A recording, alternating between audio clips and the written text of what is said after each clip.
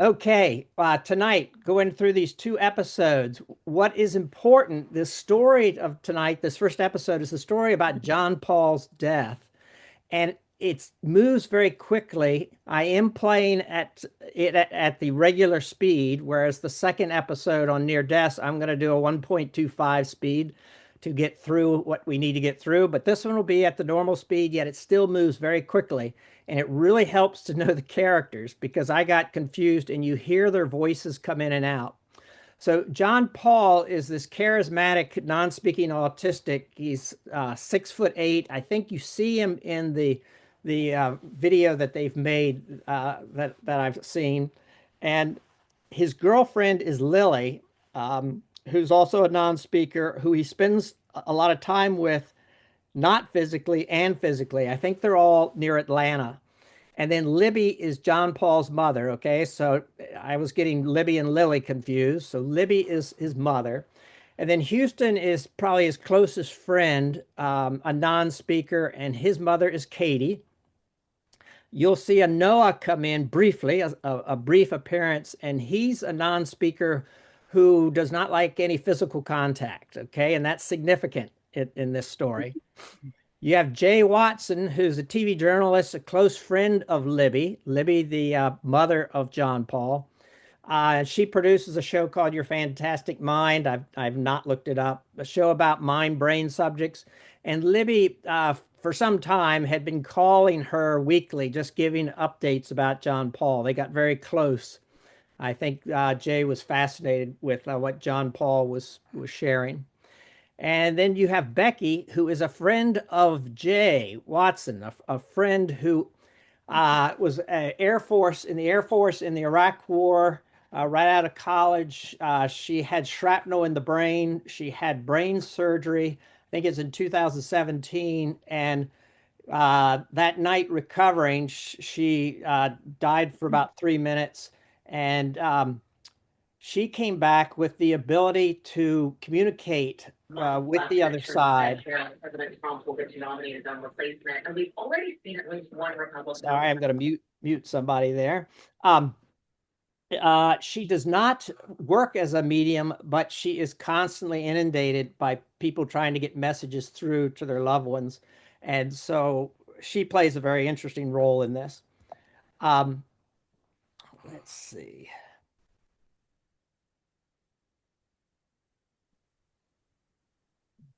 Okay. There we go. Zahari or Zahara, I'm not sure which, another non-speaking friend of John Paul. You'll hear Asher is evidently in a number of the prior episodes. He's in England and he spends a lot of time communicating with the other realms. So he has some interesting things to talk about how time works, about how reincarnation works. You got Josiah, who's another non-speaker who from age 7 talks about school he goes to. I don't recall if it's on the Hill, but it's fascinating what he describes about the inventions on Earth that are preserved on the other side, and evidently are very important. And these kids are experiencing them; they're learning them. This is how they know all sorts of these great literature pieces that they've never been exposed to here. Noteworthy things to look for in this story that we listened to is uh, the a friend of JP shared that JP is finally free. He is saying, "I, Son of God, am home. Make your whole life about love." A really powerful quote. One of the non-speakers says. Uh, During the funeral, with all these non-speakers there, they are independently typing to their parents during the funeral that the place is flooded with angels. I thought that was interesting that they're hearing that from so many of them.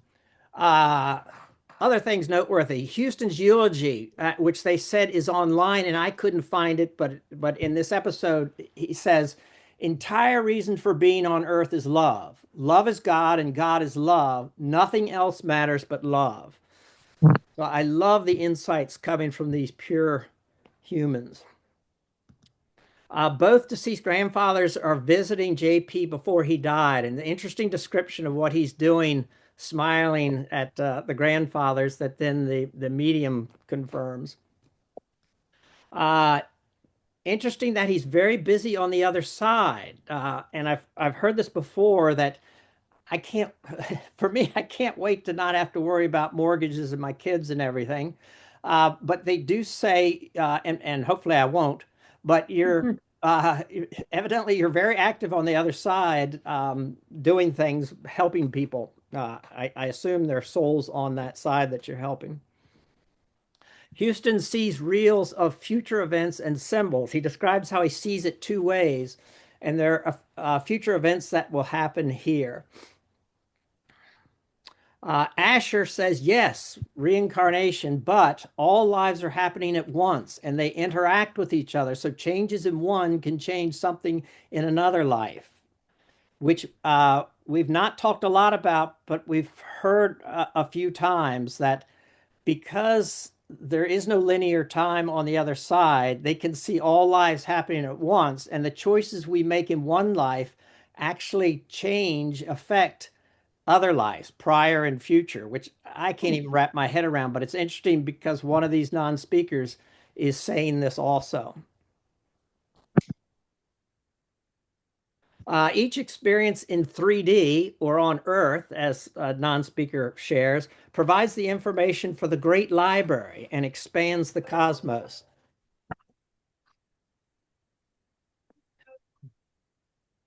Shoo, that's not one of you, that's a spammer. Okay. Uh, Kai asked Dr. Powell how the non speakers get their information, and Dr. Powell goes into simulation theory, saying we're living in an informational field, almost like a computer game, but not. And non speakers have greater access to this information bank. Now, this simulation theory, which I know Tom got into in our discussion in our last meeting, is probably something I'm looking to take up in our next meeting. We're not going to spend a lot of time on it here, but in the telepathy tapes, there is an episode with another NASA scientist, uh, Tom Campbell, who goes into great detail of how everything's working through this simulation theory. But we're not going to spend a lot of time tonight, but I want to give you a heads up. It's touched on tonight. John Paul asked Noah, this is interesting, a non-speaker who's alive, if he could temporarily inhabit his body in order to hug his mother, his JP's mother, Libby, and smell her hair. I thought that was a fascinating insight. Um, One non-speaking mother said her son actually hears, tastes, feels, and smells the information he is taught on the other side. So he's experiencing it, and he's not just learning it. And of course, it's a great way to learn it. And the last three are Lily. Lily's the girlfriend of JP, who says a year after JP's death, he appears to her daily, very slowly as energy, and they communicate each day. She spelled out for her mother, the religions of the world try to point us to God and to a more complete understanding of our soul and how we are made to love more and more, like no human can, but love like God loves. I thought that was a very interesting quote. And finally, Lily said, I believe our souls are eternal and will never die. Very much believe every one of us has a purpose on this earth and a purpose when we pass on. So, a purpose on the other side as well. Okay. Uh, let's see. Interesting. And quickly, one slide on what I'm hoping to get to if we have time. On the near-death experience, it is interesting in that this episode starts with Eben Alexander, one of the biggest names telling his story. Jeff Long, who is the doctor who's got the website, the NDE research site, uh, is very good in this. He describes a lot of what goes on with near-death experience. There's a Dr. Sushin, who I've never heard of, who was researching back thousands of years all the cultures that he could find to study their religions. And what he's found is it appears many, if not most of these religions seem to have gotten started by near-death experiences because he's finding records documented near-death experience, and they seem to form their understanding of life after death from these near-death experiences and have built these religions around this, which is I'd never heard of before, but it's pretty fascinating. This episode also has a Belgium doctor who compares doing a lot of research with psychedelics and near-death experiences. And then Maria, the famous woman who saw the tennis shoe out on the ledge. But we're going to skip all that and go straight to Vicky, who's blind from birth and has a out-of-body experience with full 360-degree vision. And it's hysterical how she cannot understand when we explain that we don't have 360-degree vision. Dr. Sushin, I mentioned, has found all these cases. He's found a number of books in Chinese that haven't been translated yet. And he's got one great story from about 750 BC in China on near-death experience. And then Randy Schaefer has multiple trips, very similar to Evan Alexander. He's also in an induced coma, and he goes to the other side and then goes back into a dark space. He does this at least 3 or 4 times. He has a very interesting out-of-body experience where he goes home. I think he's in the family room up in the corner by the ceiling, watching what his family is doing, which they all confirm later. And while on the other side, he's approached by a soul, an orb of light, who gives him a message for someone in his town that he didn't know. And that's a really fun story how that plays out. So that is it. That's the end of the slideshow. And we're going to go right in now. All works to plan. So what we do is listen along. This will be, I don't know, it's perhaps 40 minutes. So it's going to take us pretty close to 8 o'clock. And then we can discuss it briefly and then take a look at the near-death episode. In this, we got Kai Dickens doing a third of the way through it, but she's doing a little bit of a background with descriptions of heaven, and then we move right into the story of John Paul. The idea of a paradigm shift comes up a lot with these families and teachers who have witnessed these gifts. Because once you've witnessed or experienced the telepathy and clairvoyance and messages from beyond again and again, you kind of have to confront the truth that these things are not supposed to exist in our world. But because they do, it means our understanding of reality or our paradigm is flawed. This realization has sent me on a bit of a quest to figure out what the new paradigm is, and if it's new at all. I mean, maybe our ancestors understood it better than we do, and some convergence of, science and technology and media persuaded humanity a few hundred years ago to dismiss their wisdom as small-minded and naive, and that kind of ushered in this new it reality of materialism. In episode 6, we talked about consciousness being the basis of all reality. What I wanted to understand more deeply is whether or not this consciousness field is the same thing as the hill. And if so, is it also the same place the non-speakers visit when they say they travel to the realms or to school at night or to the library of information or to heaven? And just to go back to the basics, as I was trying to piece through this, I asked artificial intelligence to scour the internet for me and define heaven based on all religions and beliefs. And this is what it came back with. The concept of heaven varies across religions, philosophies, and cultures, but it generally represents a transcendent realm or a state of existence associated with ultimate peace, joy, and fulfillment. It went on to explain lengthy interpretations of heaven within Judaism, Hinduism, Islam, Christianity, and even indigenous and spiritual traditions, who often depict heaven as a sacred or ancestral realm closely tied to the nature of the cosmos. Hold this context close to your heart as we travel back to Georgia. And as a quick refresher on the families we've met down there already, Houston was trapped in his body for almost 20 years before learning to communicate via spelling. His mom, Katie, is a tenacious fighter. And when she finally did unlock him, she marveled in what he knew and who he was. I began to find out that my son knew far beyond what they would teach in a classroom. A lot of history, a lot of important events and spiritual knowledge as well. The most important thing in Houston's life is his relationship with God. And it was through Houston that we learned about the hill. Houston said that he doesn't remember a time when he did not hear thoughts. He also says that everyone with non-speaking and unreliably speaking autism have this ability. And through Houston and Katie, we met Libby and her son, John Paul, the 6'8" gentle giant. John Paul is like Houston's little brother, and Houston is so dear and kind. It's just such a great friendship. I adore it. And that friendship often includes Lily, John Paul's girlfriend.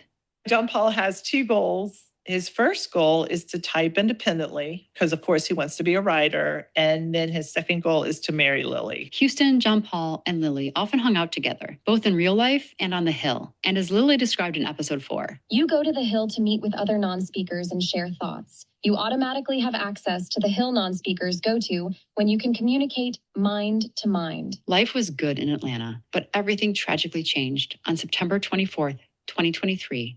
A day that Libby has relived many times. We had such a great day. We had gone to Bike Squad that day, had so much fun. The day was gorgeous. Then we get home, we order pizza, just lovely. And then I was so tired because I tried to run next to him the whole time that he was riding, and I just wanted to take a little nap. So he comes into my room, and I said, sweetie, I'm so tired. And he just looked at me, he sat down, he looked at me, and he smiled, and he touched my arm, really sweet. And then he just smiled and he just left. And that was the last time I saw him alive. On the other side of Atlanta, Katie had a deep urge to nap at the same time Libby did. That day was so beautiful. It's just a gorgeous late September day. Houston was out. He was so out of it. And so I decided to take a nap, which is something I never do. And I just felt this sleep just overtake me. The strange thing was all of these different people, other non-speakers, were sharing that they had all napped that day. And of course, Libby was napping too. John Paul, he was a big boy. He was 17. He went in and out of the hot tub. We didn't guard him in the house. That's impossible to do. When I woke up, it was just too quiet and just something felt funny. And I went to our bedroom and I looked down because we have a 2-story house, and he was floating in the water, face down. So I screamed, and Peter, we were just so panicked. We were running down the stairs trying to get to him. And then he's so big. It was such a horrible scene. We could not get him out, but also there was moss around the bricks. So we were slipping and falling, trying to get him out. And then I started giving him CPR.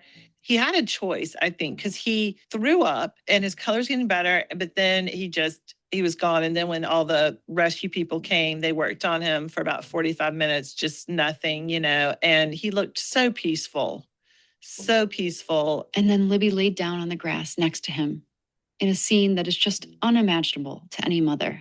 I lay there with him for quite a while and just talking to him, telling him what a wonderful son he had been and how wonderful he was.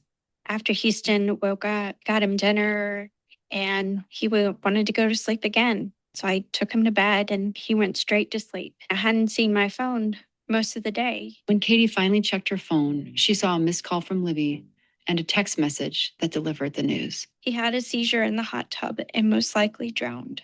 It was a death to Katie. The life that we were living, she just was screaming no. It was horrible. It was just horrible. After calling Libby, Katie ran upstairs to wake up Houston. And I honestly wasn't even thinking anything at the time because I was in shock and I was just trying to think it untrue. And the very first thing he spelled was, John Paul is finally free. And I never told him. I never said a word. The next thing he spelled was, John Paul said, I, Son of God, am home. Make your whole life about love. Similar events were occurring elsewhere as well.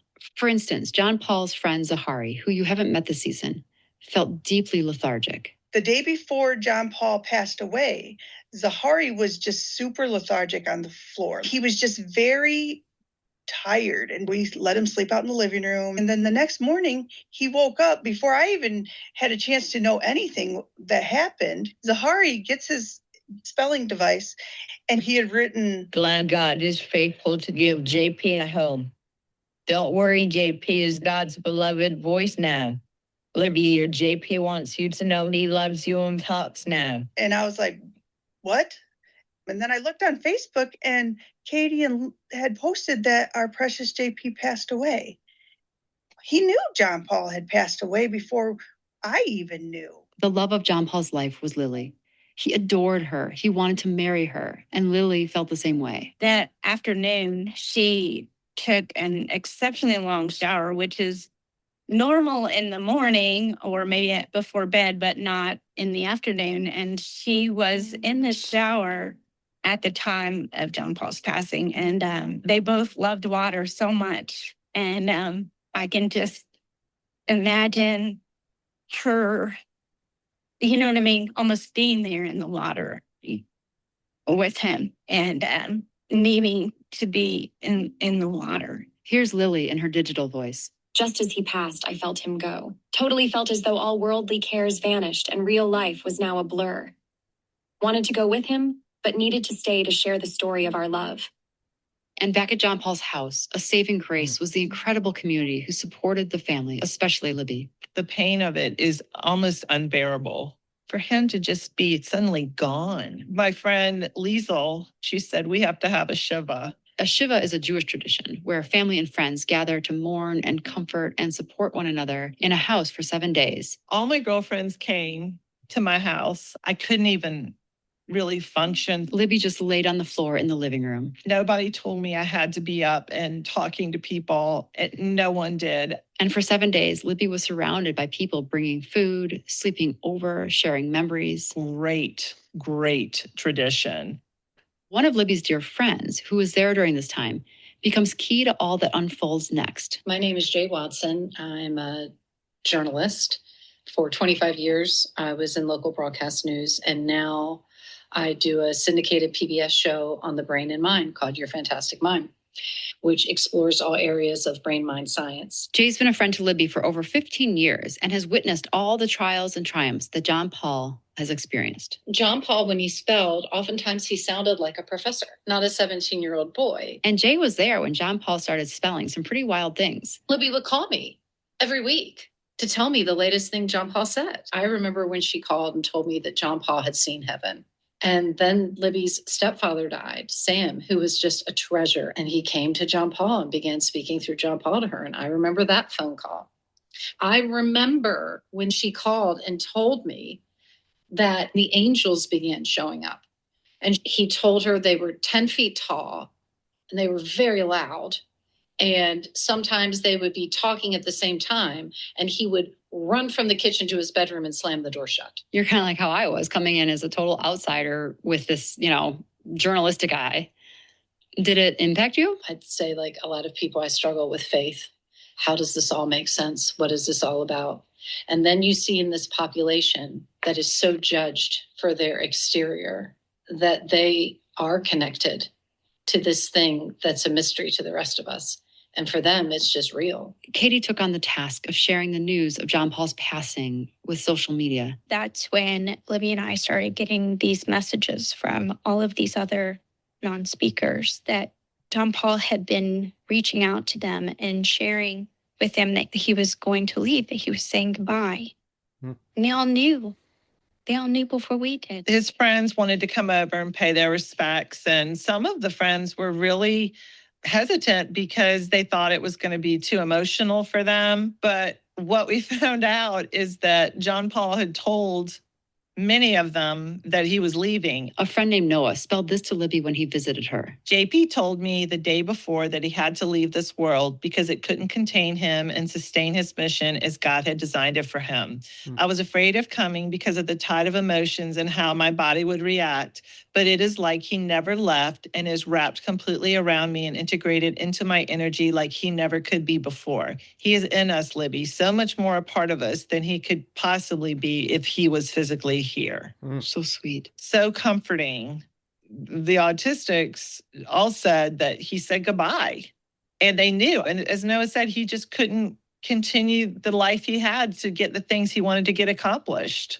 And so it was a choice. It was a choice. I asked John Paul's girlfriend, Lily, if they had communicated since his death. I communicate with him every day. I see him as energy. He tells me he loves me and for me to tell our story. I also asked if his passing was something that was talked about on the Hill. Yes, we talked about it and we mostly comforted each other, slowly realizing that John Paul was actually still with us. He told me to tell Libby that he was happy and whole and that everyone cared for him so well. I want to shed some light on Zahari as well. He's the friend who took a nap on the floor when John Paul was passing. And he knew of his death before his mom did. Zahari and John Paul had a special relationship because it was almost entirely formed on the Hill. JP lived silently in this world and I do as well. Sometimes our bodies do things that we cannot control. You may not believe that JP and I can be close friends, only meeting physically one time. God thankfully allowed our friendship to evolve in the spiritual realm, having conversations often. Zahari wrote this the day after John Paul passed. Yesterday, JP went home. Great celebrations took place on the Hill. The Hill is so awesome. Sometimes I'd rather be there than sitting here spelling. Going to the Hill allows us to see heaven and people there. I asked Lily how often people who've passed visit the Hill. Is it like every day, or is it rarely, or just right afterward? The amount of time since they passed makes no difference. Silly question to ask how often because why does it matter? This mattering might be from my narrow human perspective where time is linear. I really like seeing the people I love as often as possible. But I also asked if there might be something that, encourages them to appear. Almost always when there is a big all-encompassing event that affects non-speakers, they show up. And everyone is encouraged. And then I asked if the Hill in the afterlife was limited to people who'd been on it in Earth life. No. There are those that make their way to the Hill after never having been there while their physical bodies were alive. I talked to Libby about a week after John Paul's passing, and she said his friends that were seeing him were saying that he looked ginormous. I mean, he already was gigantic in life, but his friends were saying he looked to be 10 feet tall, and he was surrounded by children and lived in a cabin by the sea. And it was just so hard to imagine that John Paul had like a life in another dimension. And then things got even more fascinating. Earlier, you met Libby's good friend, Jay Watson, the journalist. The week John Paul died, Jay was in the midst of producing an upcoming episode for her show, which was featuring wounded warriors. One of the veterans was a woman named Becky, and Jay had to call her to set up an interview just days before John Paul passed. I called Becky to set her up to interview her for our TV show, Your Fantastic Mind. And we get on the phone, and she has the loveliest voice. After college, I served in the Air Force and went into combat in 2003. I wound up with 4 traumatic brain injuries. She had shrapnel in her brain left over from the Iraq War. She had surgery in 2017 to remove that shrapnel. In recovery that night, I had a major stroke. I lost my speech. And Becky ended up having a grand mal seizure that caused her to die in the hospital. For 3 solid minutes until I was brought back. And she said, anyway, since I've died, the door to heaven has stayed open. And that was like the first thing she said to me. And I was like, wow, that's a heck of a lead off. Stacks of research validate that often when people have a near-death experience, they have unexplained gifts afterward. Things like telepathy or precognition and the ability to see spirits. In short, they're a bit more similar to the non-speakers you've met. And she told me how difficult it was in the months afterwards. And I don't know if difficult's the right word, but knowing the difference between heaven visitors and the rest of us. And she told me a story, which is the story that has stuck the most with me, that she was at her Publix in line at the deli, and there was a fellow in front of her in a black leather jacket. And as soon as she saw him, she felt this pain. And she closed her eyes and said, God, if this person isn't real, please make him go away. And she opened her eyes and he was still there. And he turned around and he said to her, will you go get a can of 7-Up and take it up to that guy at the deli and say, make 7-Up yours. So she goes and gets a 7-Up. It's her turn for her order. And she says to the guy at the counter, and she's very funny and very charming. And she's like, hi, I had brain surgery and I have a hole in my brain. So I've been with this gentleman in a black leather jacket and an afro. And he just asked me to come bring this to you and say, make 7-Up yours. And the guy fainted.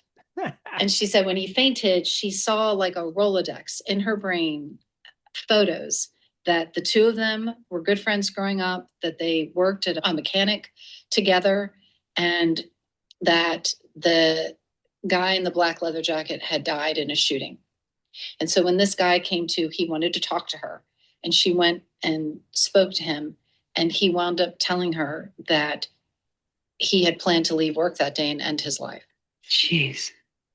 So that's my favorite story. Becky's story is similar to those of accidental savants, people who acquire extraordinary abilities like music or math following a brain injury. One example of this is a guy named Jason Paget. He was a futon salesman, and after a head injury during a robbery, he began seeing math everywhere, visualizing complex geometric pattern and fractals in everyday objects like flowing water or tree branches. What's kind of validating about Becky, though, is that she validates Dr. Powell's hypothesis that ESP should be considered a savant skill. If scientists recognize that savant skills like math or language, art, music can be acquired through head trauma, then spiritual gifts like Becky's deserve the same acknowledgement.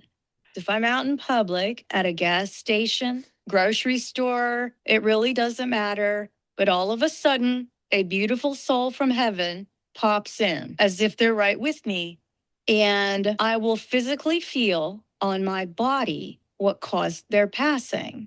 I take note of everything they're wearing, everything they're showing me, everything they say, because it's insider jokes. It's so many crazy stories. And in the beginning of those times, when I chose to ignore what I thought I was seeing and would try to leave like a grocery store, I would feel like I would be eaten by a whale if I did not turn back around and go share that message right now. And I would go back and share it. And every time it was beautiful. The history of mediums and psychics is a sordid one. It's littered with charlatans and frauds who take advantage of innocent and vulnerable people. But just like the research into telepathy, there's a mound of research about legitimate people with these gifts. And Becky was one of those people. And I trusted her right away when she said, I would love it if you just call me Becky and skip my last name, mainly because if I am meant to share a message, then that visitor from heaven will find me first, not someone here in front of me. she's not doing this for personal gain or profit.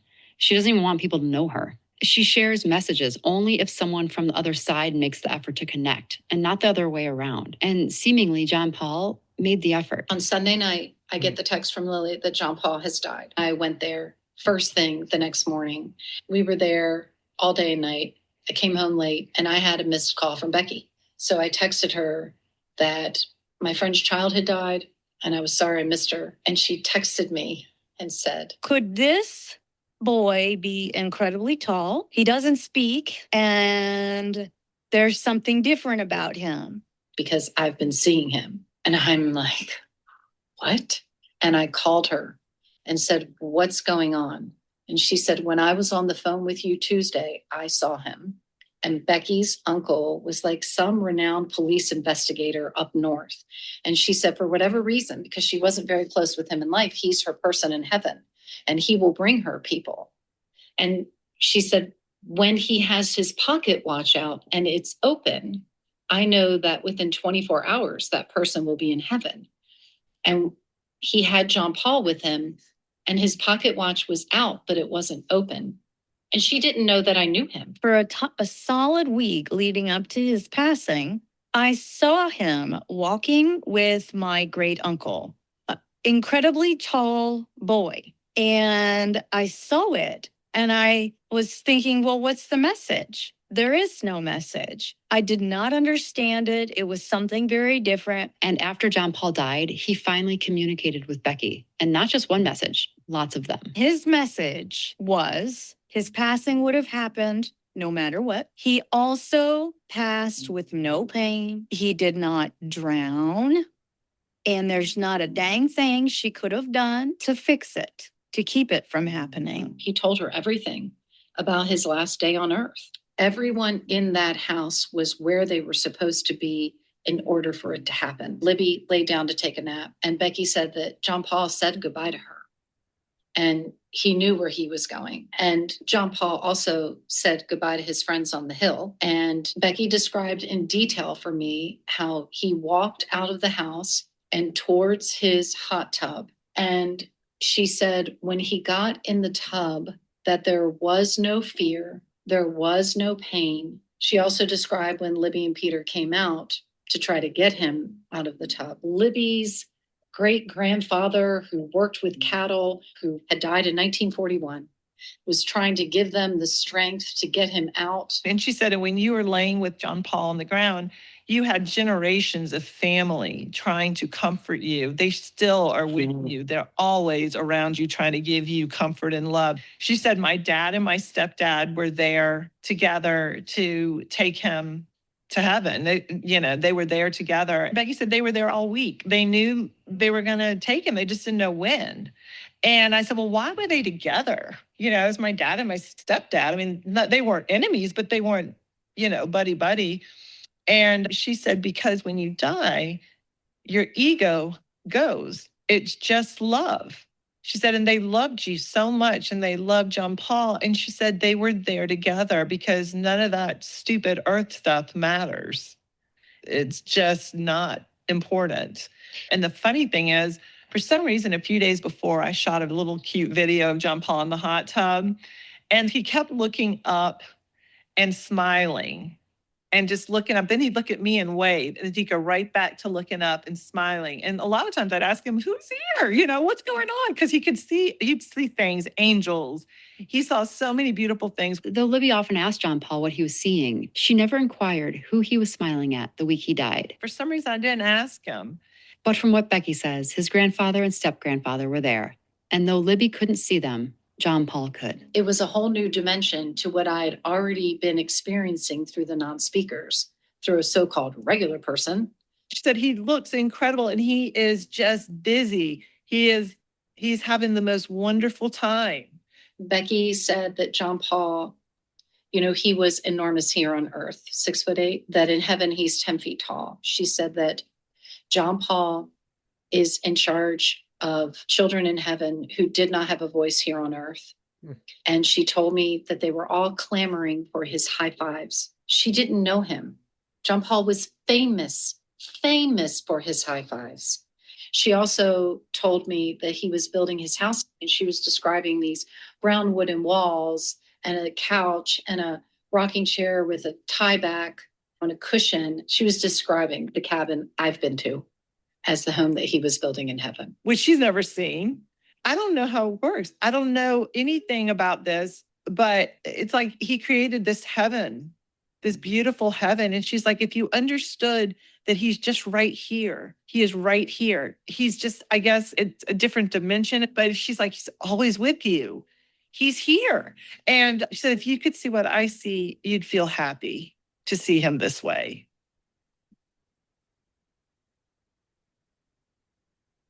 John Paul's funeral was unlike anything most had ever experienced. It was the loudest funeral I've ever been at in my life. It was so awesome. Houston did a eulogy for John Paul that Katie read, and Houston said a couple of the sentences. It took so much time to lovingly and painstakingly type out this eulogy, letter by letter, and Houston started it. Entire reason for being on earth is to love. Love is God, and God is love. Nothing else matters but love. The entire eulogy is a post on the Telepathy Tapes Backstage Pass. You can access that by going to thetelepathytapes.supercast.com. That's thetelepathytapes.supercast.com. A lot of the non-speakers who were spread throughout the sanctuary and the church were all spelling the same thing to their parents at the same time that said, you can't believe how many angels are here right now. And Zahari wrote this to his mom after the celebration. JP did love having his guests at the funeral celebration. You should have seen all the angels around there. They were everywhere. But for most people close to John Paul, their hearts still break for Lily. She lost the love of her life. I asked Lily what she misses most about John Paul. I miss everything about him. His never-ending optimism and love, his playfulness, high fives, and kisses. Much more to say, but not enough words to capture his awesome essence. I asked how she was doing almost a year later. Yeah, you don't get over something like this easily. I still have a void in my soul that I doubt will ever be filled. and if she still communicates with John Paul. Yes. Each day, my JP slowly makes his presence known, and I see him as energy. He still feels the love we shared. I asked if there are any situations that allow her to connect with him more easily. We both loved water, and when I'm in the water, I feel the most connected to him. I also asked if she had any thoughts on religion or God that she wanted to share. The religions of the world try to point us to God and to a more complete understanding of our souls and how we are made to love more and more, like no human can. But love like God loves. I asked Lily what she believes after having gone through all this. I believe our souls are eternal and we will never die. Very much believe each of us has a purpose on this earth and a purpose when we pass on. And one of the most beautiful, comforting things Lily said was, after John Paul passed, I came to realize that everyone you love will take all that love with them as they go on to fulfill their purpose eternally. And for Libby, these magical moments have continued. I've heard many of them over the past year. In fact, about 6 months after John Paul passed, she went hiking with a few non-speakers. And his friend Noah was there. And Noah, who doesn't love to be touched, went up and hugged her 3 different times. She told me how he buried his face in her hair, smelling it. And they were like, wow, what's going on with Noah? And after he got home, he spelled for his mom that John Paul asked if he could inhabit his body so he could hug his mom and smell her hair. All of this had a dramatic impact on Libby. After all this, basically, I just think of our bodies as our casing that our spirit is in, our energy is in. And when we die, it's just the energy goes, and this is the casing that remains. That is literally how I think about it now. John Paul's story shows us that even in the face of heart-wrenching loss, there's a deeper reality, one that hints at an eternal, interconnected existence where love and purpose continue to thrive. When working on this episode, I reviewed hundreds of pages of interviews, and a common theme amongst all non-speakers, regardless of background, was that they talked of something more. They go to places most of us can't go. They see things most of us can't see. At one point, I actually did a search for the words realm, heaven, and school. And I was shocked to see just how often over the years and how many spellers talk about visiting a place like this, often at night. Josiah, who you met at the beginning of the episode, actually shocked his mom with this type of news when he was 7. He goes on to tell me about these classes that he's taking in heaven. And that is very peculiar because he's talking about how he is sitting at a classroom table, and a lot of times it's like shaped like a triangle. And there are these different kids that are at the triangle desk, and they're discussing these ideas. And it reminds me of what later you would hear is like the Hill, or where they're getting like this information and exchange of ideas between each other. He wrote, "Class in heaven spans the most brilliant minds that ever lived." And then he goes on to say, "It's quite a sight to see the daily workers do what they did on earth. Scientists, chemists, carpenters, kings, lofty, rich ideas are kissing their mind." And he said, picture this school in eternity. To be honest, the first few times teachers or families told me that non-speakers were visiting heaven or another realm, I dismissed it because it felt so far out there and impossible that I just couldn't take it seriously. I didn't know how. But this idea of traveling somewhere else, often at night, is common. Houston said that the first time I went to school in heaven, it was snowing at home. The wonder of snow had the most comforting beauty. That night, the angels took me to school. There were 9 hats that were on the wall. The hats held writers' words. Each time I wore a hat, I learned their stories. That showed me I really was capable of learning. The hats were Twain, Proud Twain. The other hats were names like Steinbeck. And Houston was able to quote from the books that he absorbed through these hats. He spelled, the 3rd hat was hours of my best knowledge of powerful stories. My favorite was Fitzgerald. Love really hates when we choose money. It's so deeply telling to me that when Houston visited this extraordinary place, of all the knowledge he could absorb, literature was prioritized. He put on a hat and instantly learned everything there was to know about the Great Gatsby. Knowing that these great works are celebrated and preserved in another realm, it's just such a powerful insight that creativity might not just be transformative, but perhaps eternal. I asked him, who were your favorite characters? He spelled Thomas Sawyer and good-loving Huckleberry Finn. Tom played hooky and Huck ran away. I had never read those books to Houston. I'd actually never read them to any of my children. Remember that Katie was a single mom of 5. She was working multiple jobs. She just wasn't reading Twain or Steinbeck to her kids. We were just trying to survive. He also explained that other hats were funny books and private worlds like fantasies. Over the many nights I wore hats, I heard the most amazing stories. And Amelia from episode 7 also said she goes to a place at night where she learns things. She's talked about learning from rabbis, from Buddha, from God. She said her angel took her to meet God. She talked about what heaven looked like. She said it looked the same as here. And Josiah, who's only 8 years old at the time. He's talking about literally getting taught by people who, he said, kissed the skies when they were on earth, but they're like in heaven teaching the things that they learned about. And then they have just a higher understanding of it from a different perspective.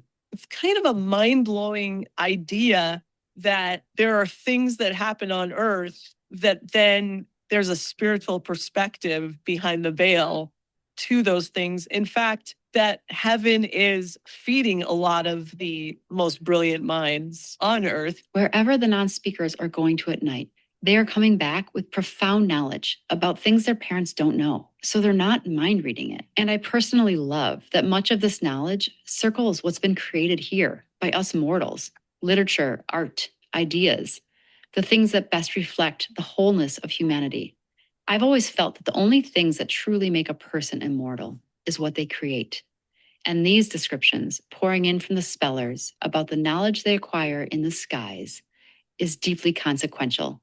It shows us what we should be focusing on. Houston also said, the wonder of the place is the work inside it. It is like a windmill that spins to generate ideas. On the windmill, small tails spin off and spark someone with an idea. Most of the ideas are developed inside. Katie and Houston wrote a book called The Book of Heaven, which goes into much more detail around Houston's experiences visiting this other realm. Houston has said that all the jobs in heaven tie to what we loved on earth. You can find it on Amazon, and it's a transformative, beautiful read. And it made me laugh because he said, trying to explain heaven to you takes great elasticity. Each wonderful thing to word is beyond comparison. From what I understand from the spellers that I've met or parents and teachers I've talked to, visiting this dimension or this place at night is a great source of a lot of the non-speakers' knowledge about art and culture and history. And I asked some of the parents if going there has to do with the ability to see the future as well. And the answer I received about, this gift of prophecy kind of varied. I asked him, what exactly happens when you have all those supernatural experiences? And he says, an open vision is when I see something in front of my eyes, like a reel, but it isn't yet happening. So I see it like it's going to happen, and I see it while I'm awake. I see it with my spiritual eyes like full pictures. Another thing that he says is a closed vision is symbols or scenes that represent something else to understand it better. I see closed visions all the time in my mind. So there's kind of a decoding going on, right, with symbols and scenes. Then he goes on to say a dream is a sleeping ordered to ring in truths only the spirit says to you without your studying it. So it's downloads of information. At one point I asked him, Houston, how much do you see what hasn't happened yet? He spelled, time is happening all at the same time. The angels open windows to let me see some things. Other times they tell me. In England, Asher says he visits a place called the Realms to access information about any topic. And he talked about time when his former teacher, Jess, asked him about reincarnation.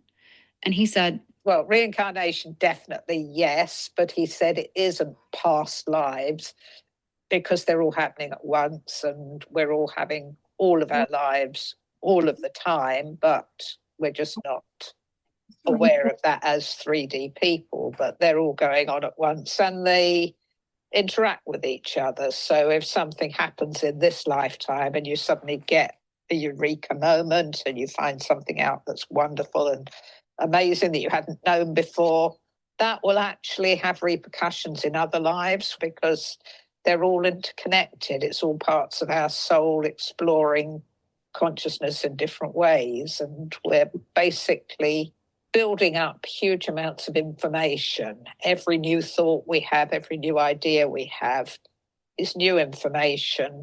And that way we're expanding the cosmos, because each new piece of information that we come up with then goes into this library of his and becomes available for everybody else. But we have to get this knowledge through direct experience in 3D life.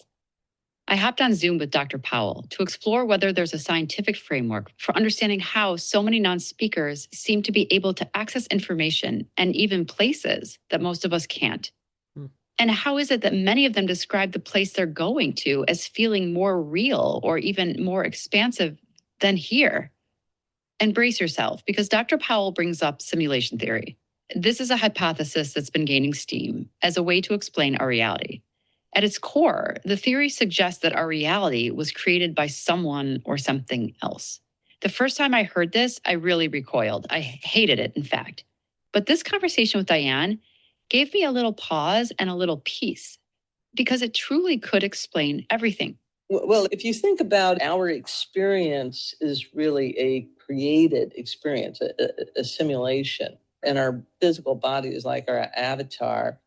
We don't even realize that the reality that we're experiencing isn't the full reality. The pillar of this idea is that base reality is somewhere else. There's somewhere more real. Whereas these autistic children, they don't feel that they are their body. So it's like they're not as immersed in the simulation. And if you're not as immersed in the simulation, then you have access to the greater reality. Before anyone tunes out, just bear with Diane here. Because even though simulation sounds cold and technological and far from what it means to be human, this concept might actually be a scientific, unifying way to actually describe a spiritual reality. The problems with the way people think of simulation theory is they're thinking that we're implying that there's some computer that's generating a simulation. And I don't think it's necessarily anything like that. I think that we live in an informational field. I pressed Dr. Diane a little further. If it's a simulation, it feels like there wouldn't be a spiritual element to it, at least to me. But so many of these people who are not as materially in their body and they're able to experience more of reality, they talk about angels and demons and spirits and that type of thing, which makes the simulation seem to have a spiritual element to it. Or I don't know, I believe the non-speakers because they seem to be all saying the same thing, right? And they seem to be tapped into more. Well, there are all kinds of philosophical questions that come out of all of this. One of the things that I've thought about is whether or not we can actually, through our imagination, manifest things. Like maybe how John Paul manifested his own heaven, complete with his cabin from Earth on an ocean filled with manatees where he can swim every day. Maybe when we're free with our mind and in this informational field, we can create anything we want. Whether or not consciousness is that powerful that we can manifest it, that's a godlike property. I mean, that may be how God created the universe, was through God consciousness. And God consciousness in all of its complexity is going to have angels and demons and fairies and all kinds of things. Because just think about how many people, how many cultures have not only reported seeing those things, but how many have truly believed in them. And it's like, what even creates these things? Well, if it's all part of the creation, if it's all really just consciousness and thought forms, and that we kind of can co-create. Yeah, it's really a bender, a mind bender when you start to get into it. And another thing is that there's something called change blindness, which is sort of the opposite of that, which is that people don't see what they don't expect to see. Part of how they've tested that, they'll have you go to a tiny little motel and you go to the front desk and nobody else is there. And there's this person behind the counter that says, oh, yeah, we've got a room, and then goes underneath the counter to get like a key or whatever. And they've swapped out the person with a whole other person that doesn't look at all like the person who went underneath the counter. But the person who is there to check into the room doesn't even blink an eye because they're just assuming it's the same person. So it's like you're not going to incorporate something into your simulation of reality if it doesn't make sense to you. After this talk with Diane, it occurred to me that one can look at the simulation theory similar to how one looks at religion.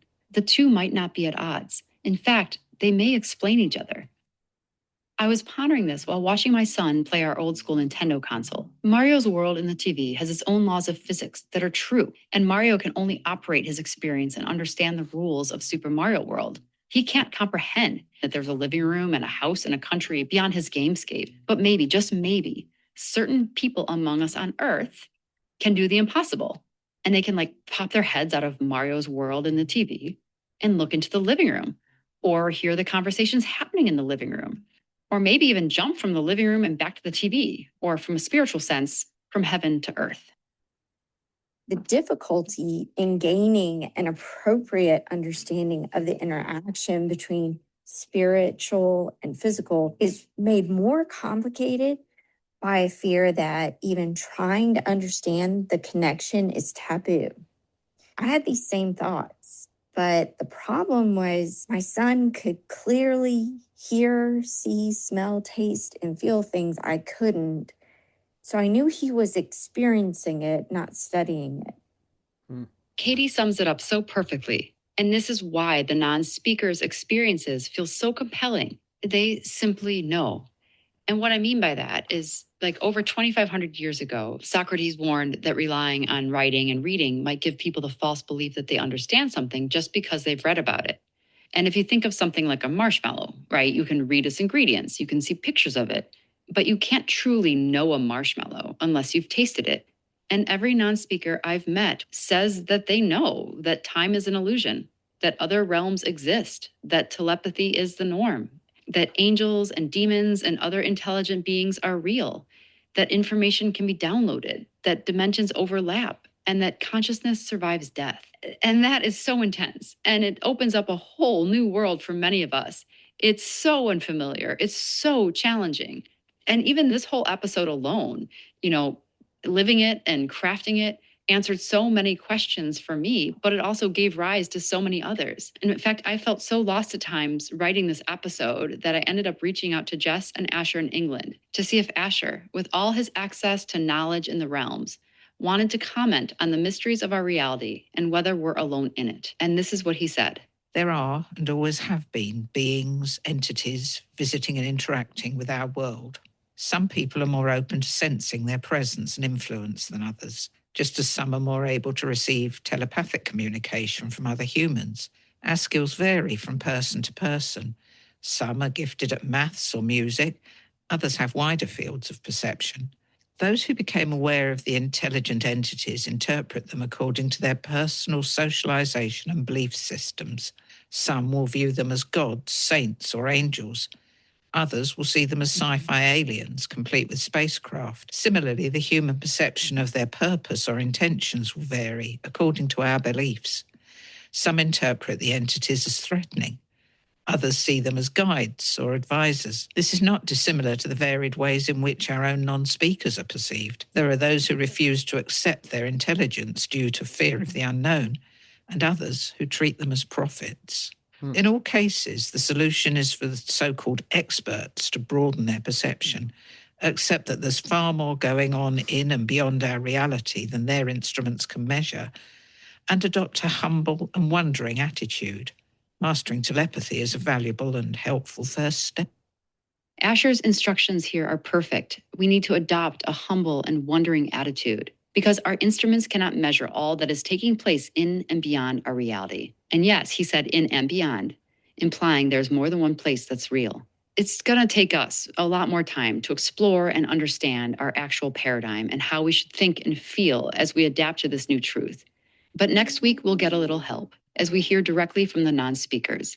Dozens of individuals, many who you have not met yet, will share their perspective and insights. I am always listening and begging to be included in significant parts of my own life. It's time to completely tear down the false reality bubble. What awaits you is a new human, the real human, actually.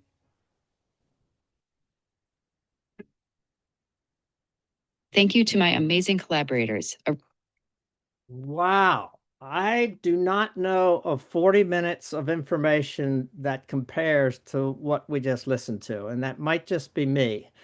But having heard this the third or fourth time, I'm still blown away. Will you all please unmute and somebody say something? And if we can have some discussion, or else I'll slide right into the next one. It was a wow for sure. I, Oh my gosh. I'm just blown away with what I just heard.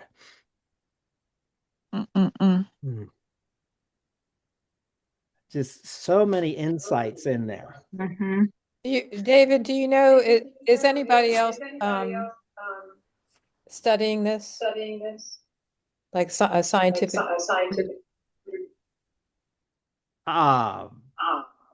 The non-speakers. Yes. I'm sorry about this echo. Let me see if I stop sharing the screen. That helps. Now I can see you all. I do not. I don't know offhand, but I'm sure there are. What's the book that Houston and someone else wrote? His mother? Let me try this. Could everybody mute except for whoever wants to talk?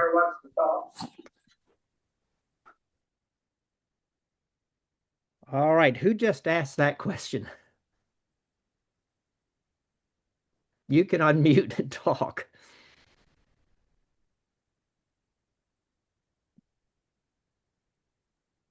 I scared everybody away. I didn't see who was asking that question. Please go ahead and unmute and fire again. Okay, here I am. I finally got to unmute. Hi.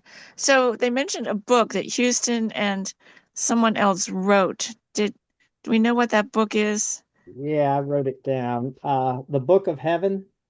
It's on Amazon. I have not looked it up. Book of Heaven. Okay. Thank you. You're welcome.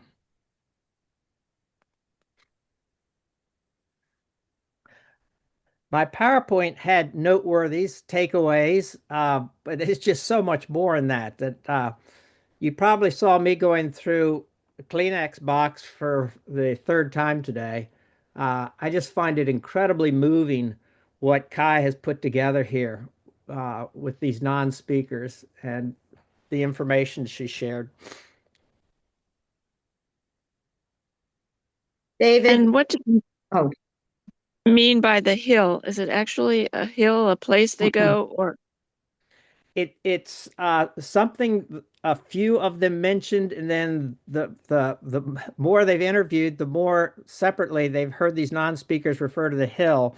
It's a place in an alternative consciousness. It's like going to some place in heaven that they get together and they talk about how it's protected so that mischievous spirits can't get in there. Only pure loving spirits can go there, and they can talk to each other and they can learn in this place they all refer to as the hill.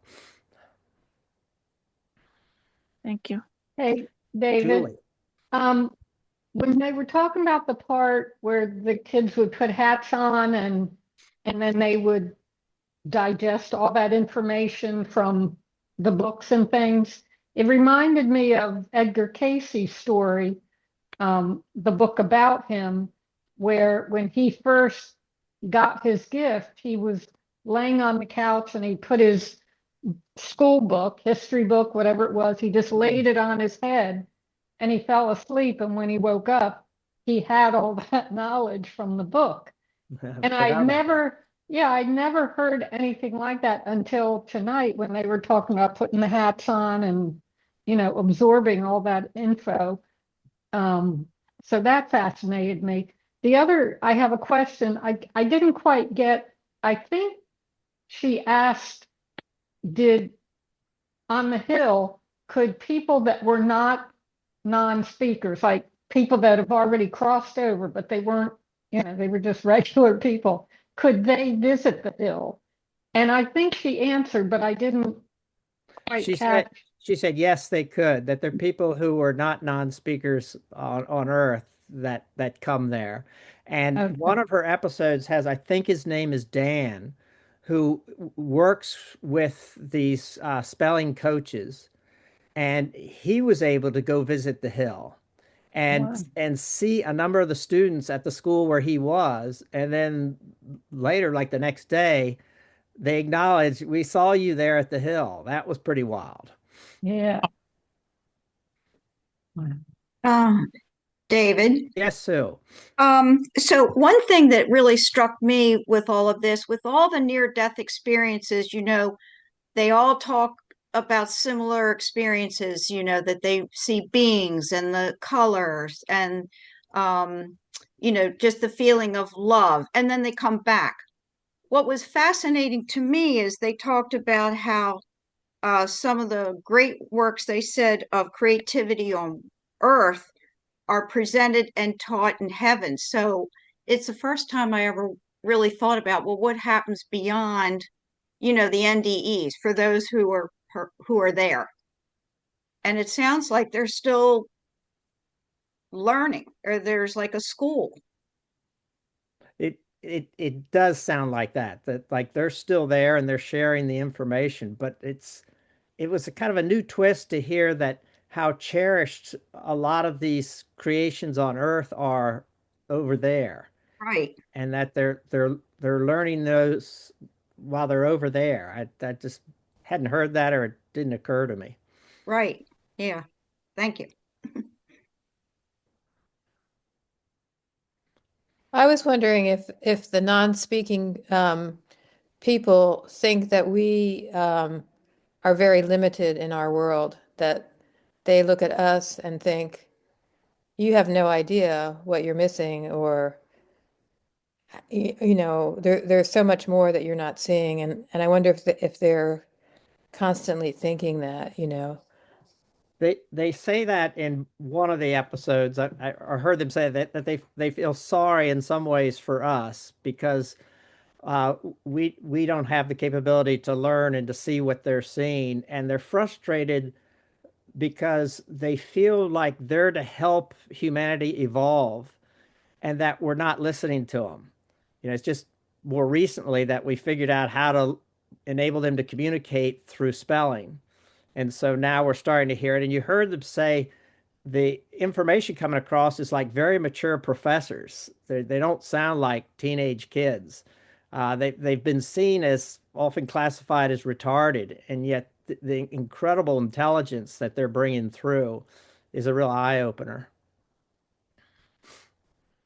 David, I want to know what parts of it have moved you so profoundly. Which parts?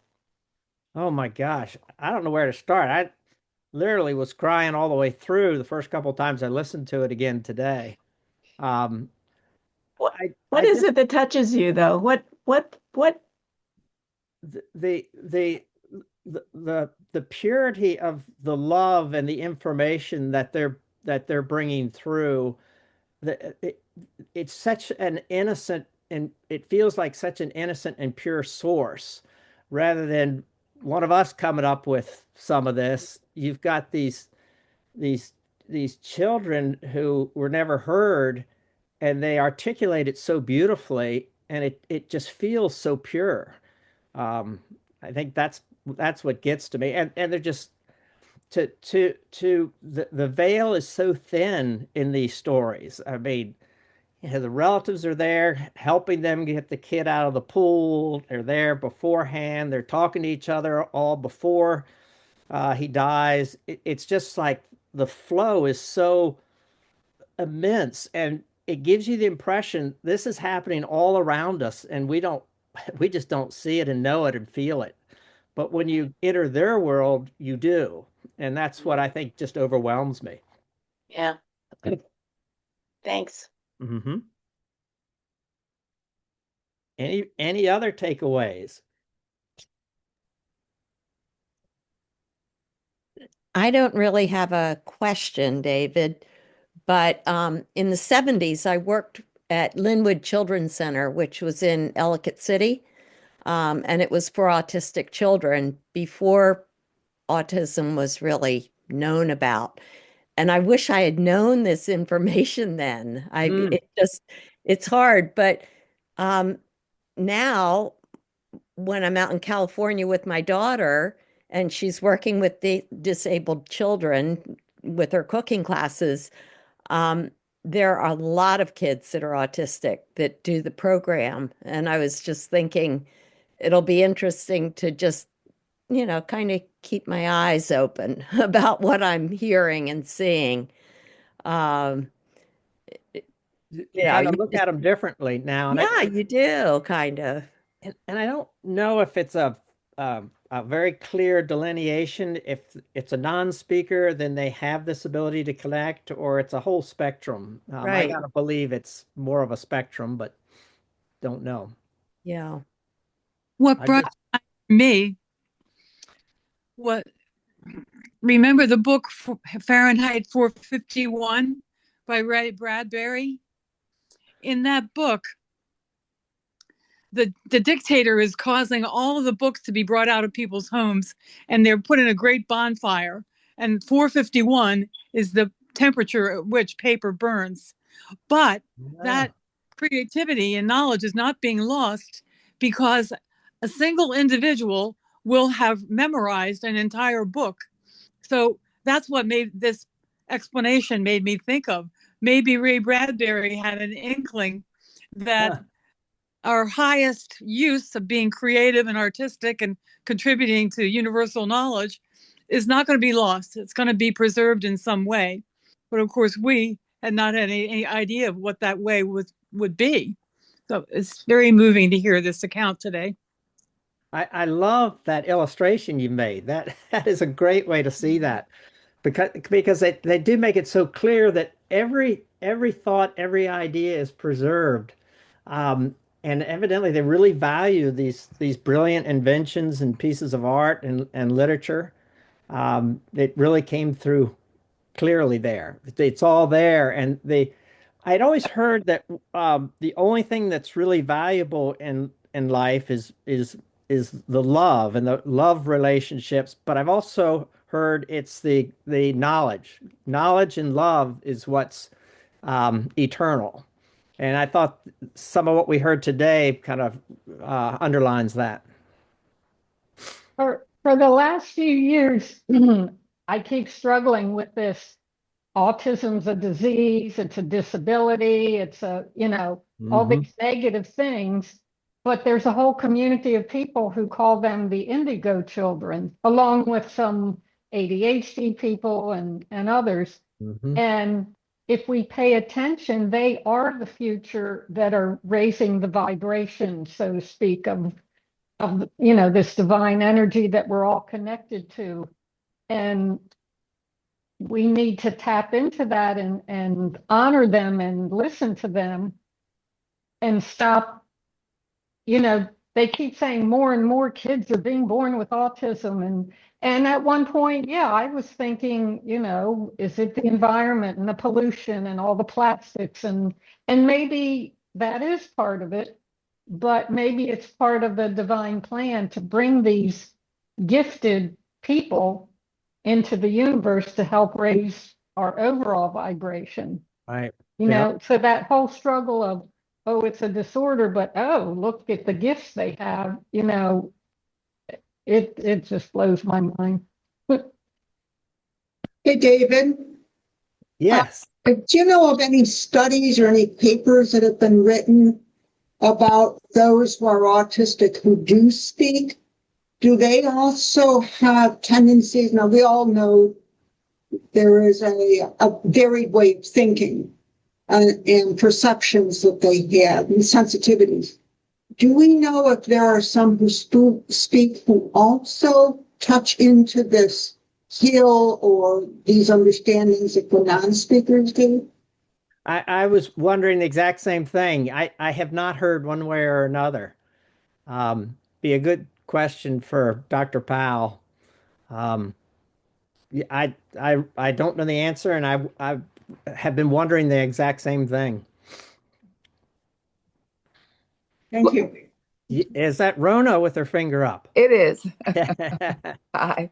Hi. Just wondering, how about teachers of autistic children? Are they aware of these tapes? Some are. They're trying to uh, get this out. We had somebody, was it last week or last meeting or the meeting before when we had Pal talking, saying that her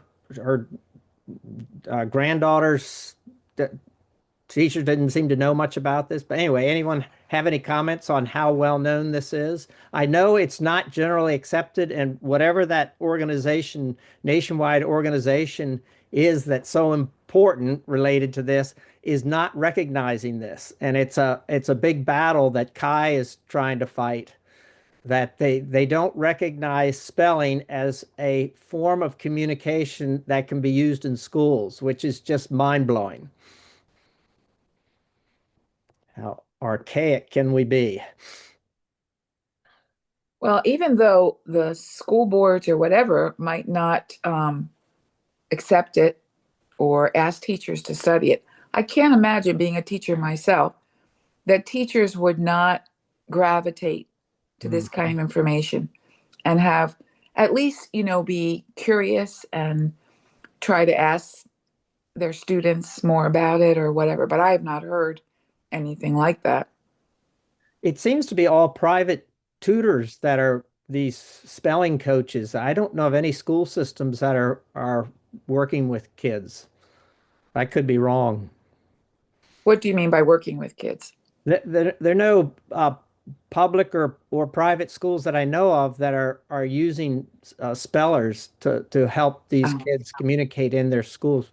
Because I gather some public school systems have to work with these kids, but the one example we heard, maybe it was somebody in our groups, said that they don't know what to do with them, so they give them like first grader books, picture books to look at, and meanwhile they're studying Fitzgerald and other people on the other side and know that literature in and out.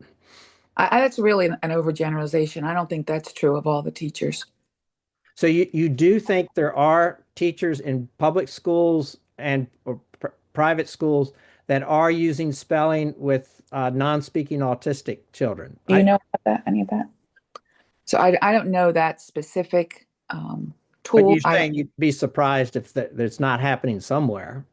I just would be surprised if there wasn't more interest, specifically by people who work with these children. Yeah, I don't know how recent this is. I get the impression it's just in the last several years, last 3 or 4 years, that they've discovered this spelling technique. I don't know how old it is. Well, my grandson is autistic and he goes to private school and they do use the spellers. He's not completely nonverbal, but he uses his speller a lot. So I do believe it's being used as a form of communication. So in the school itself, not out on his own. Well, he does at home. Yes. Mm-hmm.